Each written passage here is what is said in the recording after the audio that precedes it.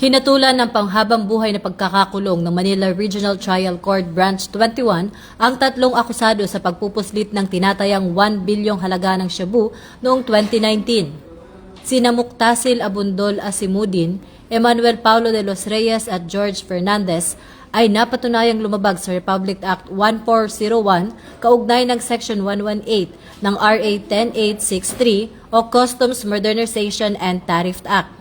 Pinagbabayad din ang bawat isa ng 15 milyong multa ayon sa korte. May indispensable participation ng tatlo sa importasyon ng halos 149 kilo ng shabu na itinago sa loob ng mga aluminum pallet na may lamang sako ng tapioca starch. Nakitaan din ng korte ang tatlong akusado ng panluloko sa dokumento at deklarasyon ng kargamento. Ito ang bagong PNP para sa bagong Pilipinas, serbisyong mabilis, tapat at nararamdaman.